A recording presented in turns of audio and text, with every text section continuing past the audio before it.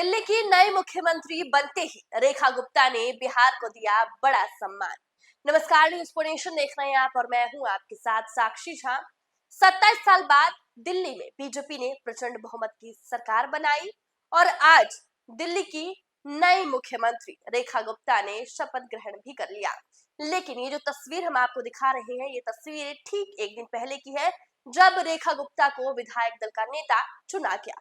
इस तस्वीर में आप देखिए कि रेखा गुप्ता मधुबनी पेंटिंग की साड़ी पहनी हुई है और इससे साफ पता चल रहा है कि दिल्ली चुनाव के बहाने बीजेपी आगामी बिहार विधानसभा चुनाव पर भी खास ध्यान देती हुई नजर आ रही है।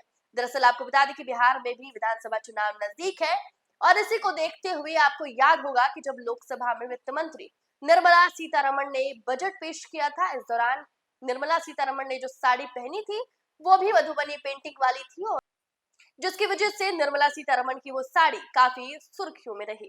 और एक बार फिर से जब दिल्ली की नई मुख्यमंत्री चुने जाने के बाद रेखा गुप्ता किस तरीके से देखिए मधुबनी पेंटिंग वाली साड़ी पहनती हुई नजर आ रही है और इसको लेकर अब ये कहा जा रहा है कि बीजेपी दिल्ली चुनाव जीतने के बाद बिहार पर बीजेपी की खास नजर है। दरअसल ये तस्वीर ठीक शपथ ग्रहण के एक दिन पहले की है।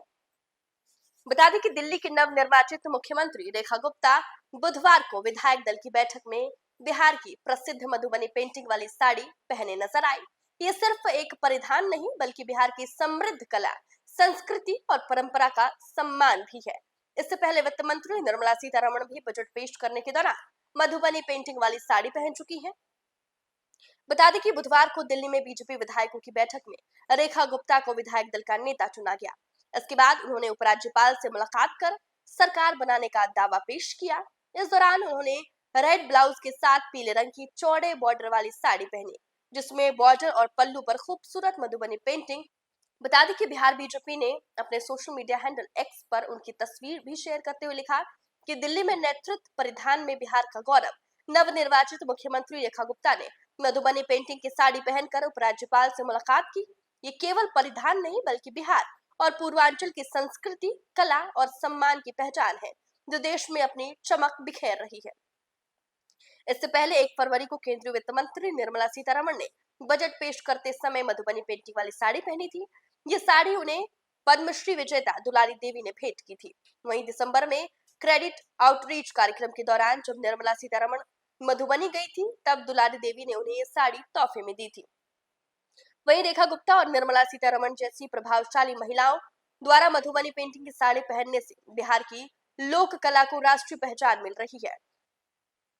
तो देखिए तस्वीर उस दिन की है जब विधायक दल की बैठक चल रही थी, जब रेखा गुप्ता को विधायक दल का नेता चुना जा रहा था और इसी दौरान जब उपराज्यपाल से रेखा गुप्ता मिलती हुई नजर आती है, तो किस तरीके से जो साड़ी है वो साड़ी रेखा गुप्ता की काफी सुर्खियों में नजर आती है।